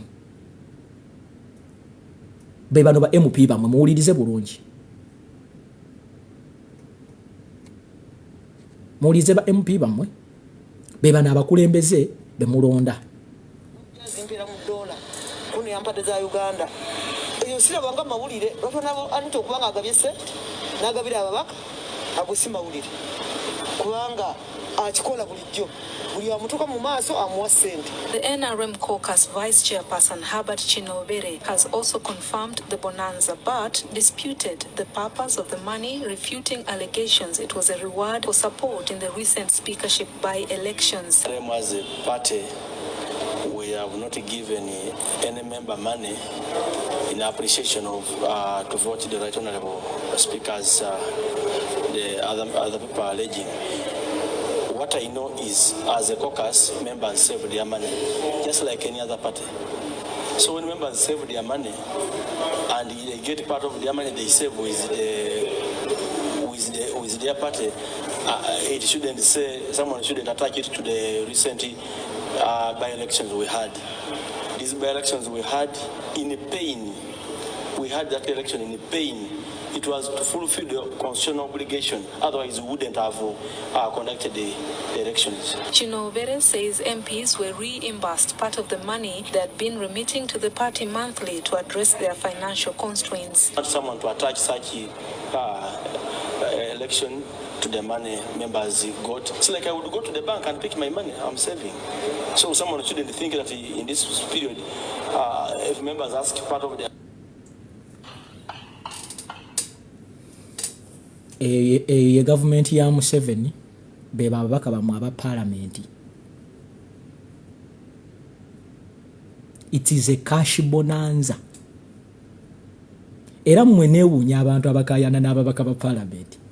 Kati mwe mulowooza kiki mugenda okufuna mu parliament erimu Amongi nga bakugamba nti ye mugabi wa ssente ne bw'omusanga mu lukuubo. N'ezo ssente zagaba Amongi family ye tebabangako bagagga. Nkiddamu Amongi family ye tebabangako bagagga. Ezo ssente zonna zaagaba zaayonoona ssente zo. Beba ababaka nga bamaze okufuna omunyago gwabwe ogwa milioni 5 akasiimo okulonda Amongi netayebwa. Temwerabira ne jimu muhwezi naye yabagamba nti agenda bawa akasiimo kyemanyi yakabateera dda ku simu zaabwe. Ndoza mulaba. Ati bana Uganda abajjano ne mutuvuma. Unless ngo ine ekikyamu ku mutwe. Unless ngo ine ekikyamu ku mutwe ng'oli mulwadde ng'osobola okujja wano noga ntuwogana buwogganyi. Ensi gye tulimu lwakuba temugimanyi. Nsaba Katonda abawe ekisa. Mugitegeere. Bwe muli gitegeera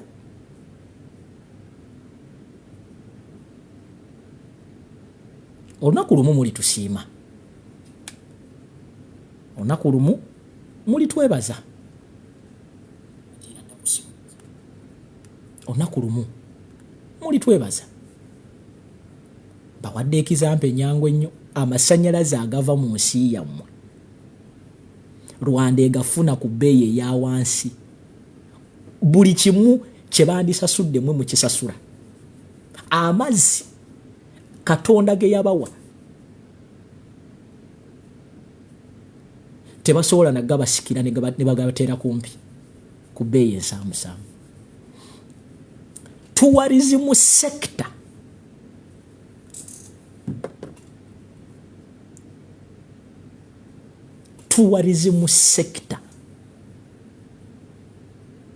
tourism sector eya Uganda teriimu banna Uganda. Muve ku bano ba Amosi Wekesa oyo Kakookolo. Muve ku bano ba Amosi Wekesa ono Omugisu oyo tayina kyayina wano mu Uganda. Oyo Kakookolo oyo Kagologosi. Tourism sector abantu abajina mu influence mu Uganda si banda Uganda Banyarwanda super 4111 si banda Uganda oboloza nkulimba. I've given you enough research. Genda olaba amajja agakuuma hoteli ezo zenkugambye. Genda olabe amajja agakuuma parks ezo zenkugambye. Ojja na kubuuza omusajja nga tamanyi na Luganda. It's like a hired machinery. Nga bwe najja ano ne mbagamba nti omusajja Mutebire ayina akazinga abamu ne mulowooza nnimba. Natuuka Kabale nga n'abasirikale bali uniform ze bambala sizirabangako. You don't know what is happening in this country called Uganda. Do you know what it means omuntu okubeera ne island? Mutebire ayina akazinga kalamba. Ennyonyi buno bu private jet buno bujja abazungu okuva wano ne babuuka paka Kabale ku kazinga. Bwe bavaayo era balinnya bunyonyi ne babuuka ne bagenda. Musajja ayina n'amajja agage nga ne uniform ze bambala bannange temumanyi kiri wa Uganda wano mukama.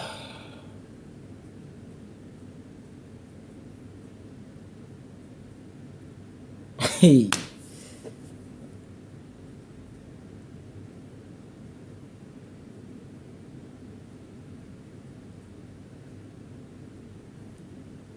Natuuka ekiseera ne nkwata ku ttama bwendi ne ŋŋamba nalaba abasirikale besirabangako uniform zesirabangako. Akazinga kali omusajja ayinako buli kisolo ky'omanyi. Bw'olowooza nnimba funa omuntu ali Kabale akubuulire. Naye baali wano Kampala nga bagamba abantu Mutebire afudde talina nnyumba. Baali wano Kampala.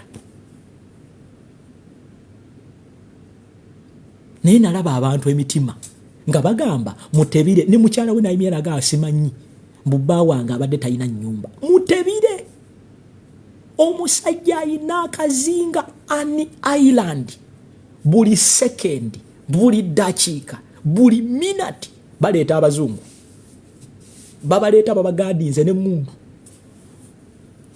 Mwekiri wane Uganda temukitegeera butegeezi. Era nsaasira abantu abalaba Uganda nga mugirabira wano gundi Kampala, nga mugirabira wano kwa Njenwa, mugirabira wano ku Siriki, mugirabira wano Kololo. Bwe mbagamba nti tourism sector mbakakasa mugende mukole research mujja kuddaano munjulire. Temuyina, actually you are not in control of a department called tourism. Erimu Banyarwanda super n'abakuuma ebibira Banyarwanda super. Actually ne uniform ze bambala si za Uganda. Wanudde nsaba Katonda ababikule mugende ku bitundu bye mbagambye. That is just a sample. Mulabe ekiri mu Uganda. Era nze neewuunya abantu abakyali tubulagi twasigaza linnya tulinganga bwolaba essaawa ya Queen. We don't have any control over this country. Ffe bannansi tetugiina. Twasigaza linnya nga ssaawa ya Queen. Tetuyina control. Tetuyina control. Unless tunazuukuka ne tugikwata bukwasi. We don't have any control over this country called Uganda. This country is being taken over by another country.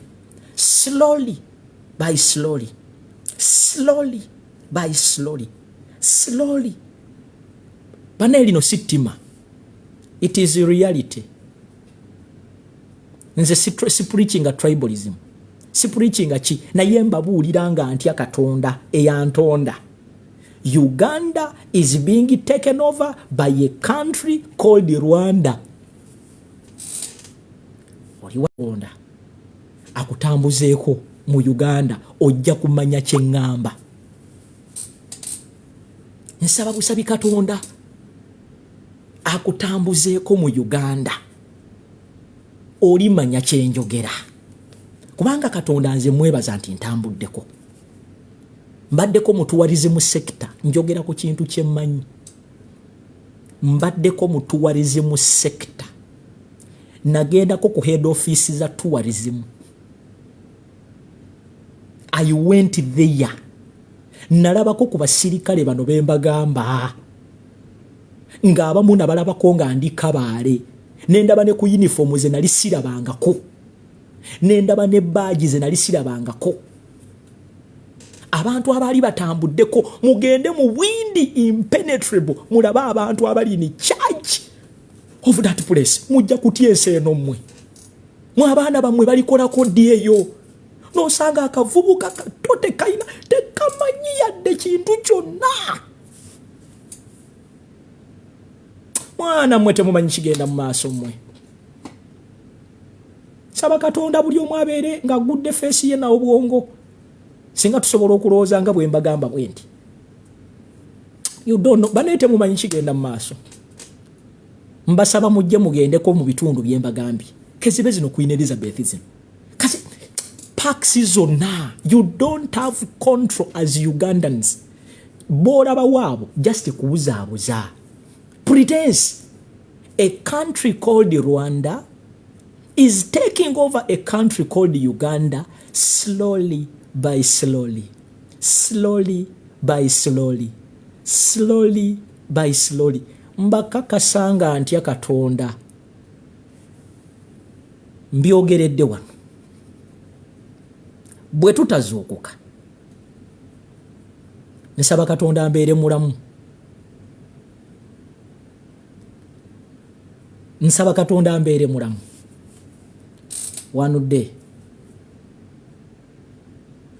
wanudde muligamba oba naliko omwoyo omutuukirivu Katonda ampadde ekisa mu bunafu bwange mu butono bwange n'entambulako at least most of the parts mu Uganda wano mmanyi ekiri mu Uganda wano gwe munnauganda toyina sse wano Uganda bakukozesa ebintu bibiri kalulu na musolo mu mirimu temuliyo do you not there genda okole research beekweka mu Banyankole mwe ne mulowooza nti Banyankole wapi these guys they are the so called Interahamwe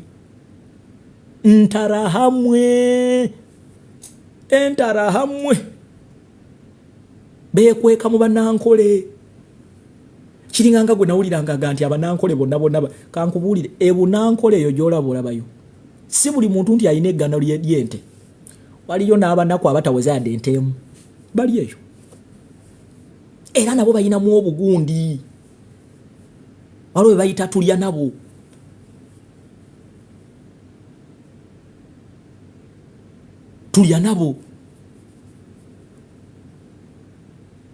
gye bali eyo. Ekibuuzo kiri kimu gwe nga munnauganda kiki kyofunye mu gavumenti ya Museveni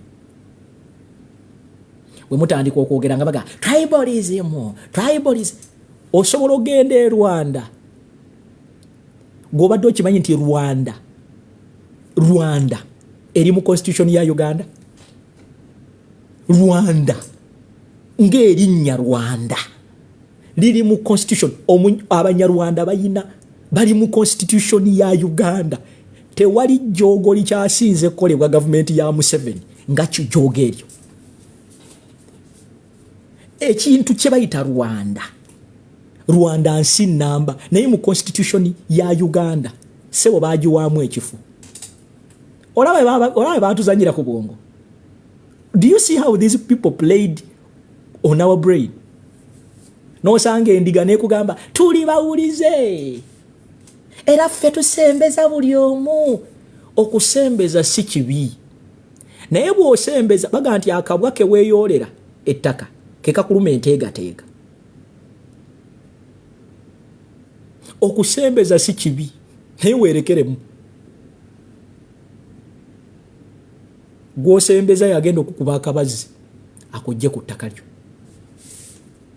Mu abaana bamwe bali babuuza, abaana bamwe bagenda babuuza ebibuuzo wano abaana bammwe bagenda babuuza ebibuuzo simanyi wamuli bagamba nti twabeeranga ku TikTok nga twevuma nga twewemula abaana bammwe bagenda kusanga obuzibu bwe muteerwanako ba bwe tuteerwanako abaana baffe bagenda kusanga obuzibu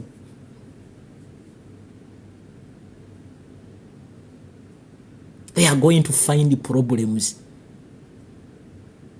gwe bw'otuula ndowooza simanyi mwasama bwasa muganda wange nga tekinnakutuukako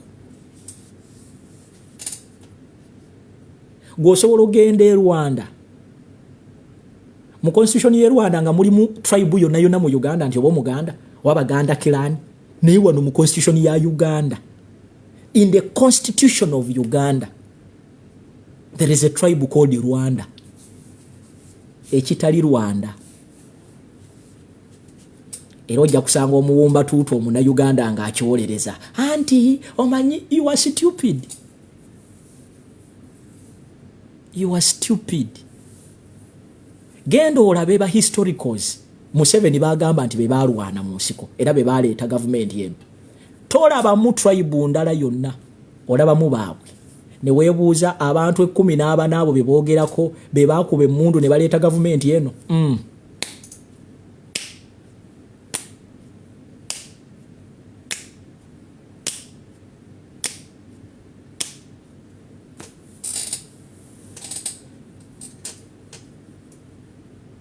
saba mukama abawa amagezi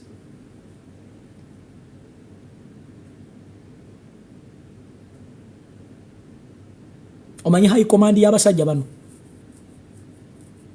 ogimanyi do you know the high command of these people in government nomala ogitunulako oyinza okuseka n'ogwe these people are not human beings kati ate baleese obugina bwe buliwa be bamuhoozi be basabbiiti be basiimwe baba Mwesigye bebo babirungi bebo ba Nixon. Do you see what I'm seeing or you don't see what I'm seeing? Omanya bagenda okubeera bahitira abencha bamuhoozi basiimwe basabbiiti babirungi bamwesigye. You guys open your eyes, open your ears,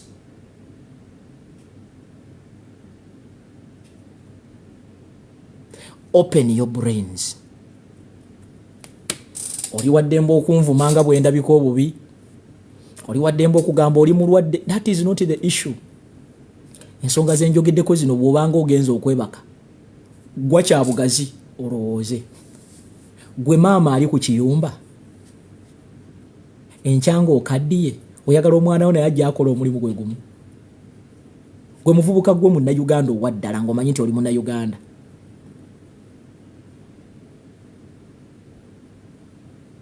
Oyagala omwana wo oba muganda wo ajja akole omulimu gwe gumu. Bano abasajja bamaze okuteekateeka era kyovola nti buli system yonna mwebali kati baleese kandiho gwe tumanyi obulungi nga abadde baga nti ye tokyara akyasinze kati ali mu poliisi ayambadde yunifoomu ya poliisi kandiho. Badoni nabassa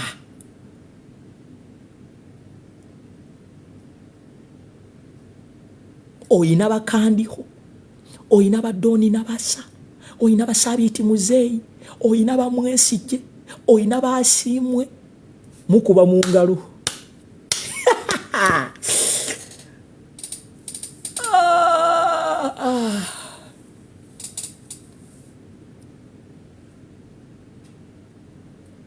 Muyina ababoogerera. Bafuranka tumwebaze, Bafuranka Gashumba, Baruo Mushana, Baba Mwine, naye gwe Munansi onvuma, gwe muvubuka Omunnayuganda bwenzija wano onvuma era n'ogamba mpoga na buwagganyi. era gwe omukyala ali eyo lwakuba tonjagala onvuma. Tofaayo. Ffenna tuli wano. Buridi ezo ziraba zemba mmenyedde. Abagenda okukola kye bayita cementing the legacy. Goli wano onvuma. Gwe bazaalira ekyanna mukaaka nga nze. Gwe bazaalira ekamonkoli nga nze. Gwave mubende nga nze. Gwave shema nga nze. Gwe atayina wakawalala oyina passport yeji. Oba kugobe Uganda ogenda mu concentration camp.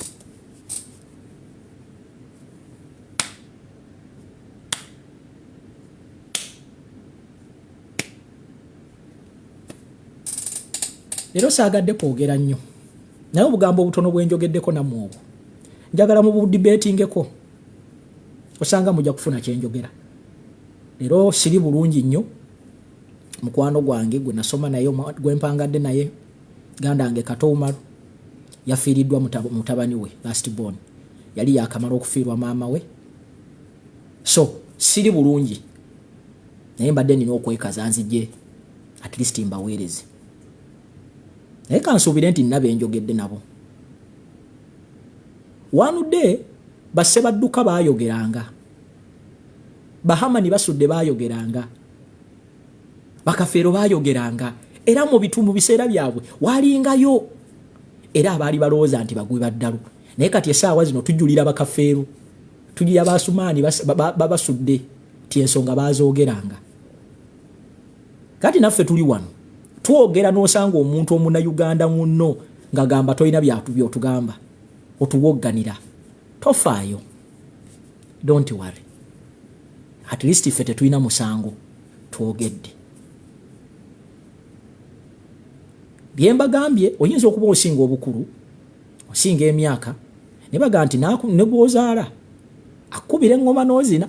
Ku byenjogedde bwe mba waliwo bulakameero gye mbagambye. Osobola okujja gwe n'ogijjawo n'oga nti wano olimbi. Nze mbawadde homework. Bw'oba omanyi wali obaddeko mu tourism sector wano e Uganda. Bw'oba oli Uganda wano. Njagala ofuneyo kye bayita tourism tour. Ogendeko mu hotels ez'amaanyi ze mbagambye. Ogendeko mu parks ez'amaanyi ze mbagambye. Ojja kudda wano ompa obujulizi. Njagala okwata obudde bwe mba nnimba nti Mutebire talina kazinga e Kabaale mutwale mu nsibe. Akazinga ako kali ku kitundu bakiyita Lake Bunyonyi. Kayingiza abalambuzi buli lunaku, buli second, buli dakiika, buli ssaawa. Kakuumibwa 24/7. Tetumanyi na procedures ze bayitamu okubeera n'amagye. You guys, Uganda tekoma Kampala kwanjenwa kusiriki. Eggwanga abantu balifunziza bwe bati. Mugende mukole research ku mazike gammwe n'ebisolo byammwe biri wano mugundi mu Uganda. Mugende mubuuze bajja bagamba babireeta wano buli lunaku akawungeezi ne babizaayo. Anyway, ffe twogedde. Ninabe nawulidde abagamba nti bukyamwogera mwali mufunye eki. Nze n'ekintu ekiŋŋumya. Tokoowanga kwogera. Oli tajjanga n'akugaa nti muwogana buwogganyi. N'okuwoggana, it is a plus. Museveni tayagala tuwoggane. Oli tajjanga n'akunafuya nti bukyamuwoggana mwali mufunyeemu ki. The mere fact nti akyogeddeko kiraga nti kikulu. Gwe lwaki oba ofaayo nnyo ku muntu awoggana? Oli tajjanga n'abanafuya nti you are only shouting. Shouting is also part of the struggle. Kubadde oyagala tusirike busirisi tulindire kufa. Abasiraamu balina ebintu bisatu. Bw'oba toyagala kintu by'olina okukola kyogereko. Kijeewo n'engalo zo.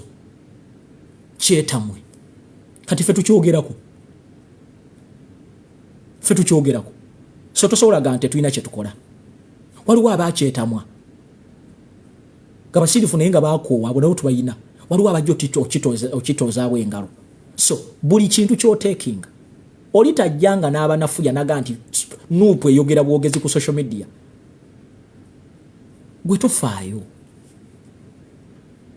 babadde baagala oleme kwogera naye kati bwenzuukusa obwongo bwo naawe byenjogedde bino n'ogenda n'ofumiitiriza gwe kasoona ategeera nze oba onkoledde kitegeeza ogenda kuyambako omulala omutegeeze nze kasita information etuuka ku muntu wa bulijjo siina kira kye neetaaga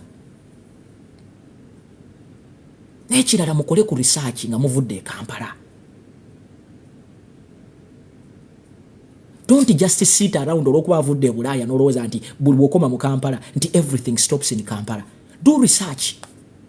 Weeweemu katuwa olabe eggwanga lyenkugamba olabe kye bayita Uganda eyaddala. Togenda bugenzi na buli kizze.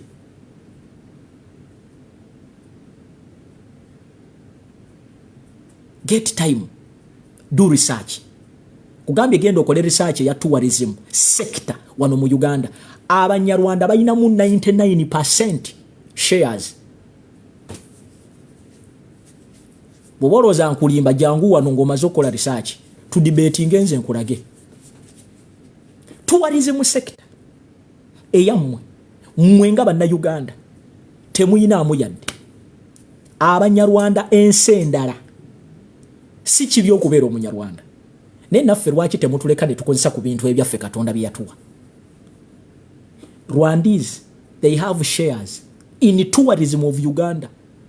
At least they can even be holding 99% shares nga mwe muyinamu 1%. Go and do research.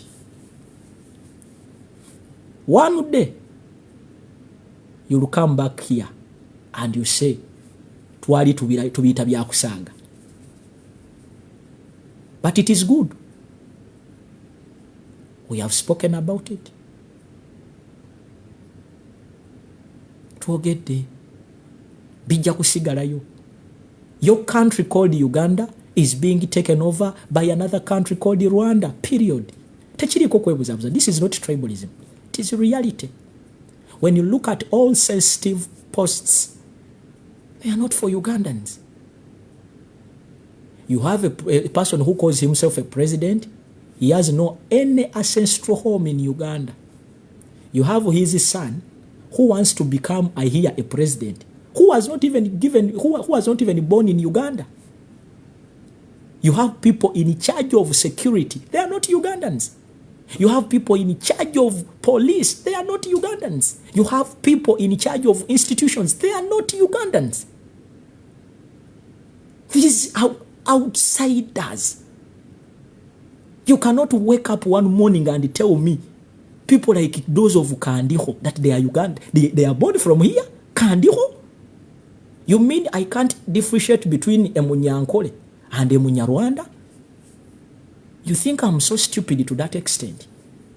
The man is holding a big post. You have Mwenda, who is working as a double agent. He was working for Kagame, and now he pretends to be working for Uganda. Najja wano n'abasomera zi digits and you're also taken. Mwenda is a double agent. Works for Kagame, works for Museveni. Most of these boys who are torturing people in torture chambers, they are not Ugandans. They are hired from Rwanda. Hired. You guys, what is happening in this country is hell. Naende mutuvuma. Kale. Nkama bankumire. Nakulumu bwe mulizuukuka.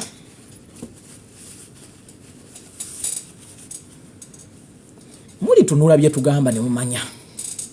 Tunaddamu baganda bange mutweetinge, musubscribinge ku lujuliro, mululikinge, mugende ku website yaffe, mugirayikinge, mugende ku page gye bayita Masaba Media Channel nayo mugirayikinge, mugifollowinge, mugende ku YouTube channel z'abantu abakola bintu bya struggle mubalayikinge. Bannange sewulira bulungi naye ategedde.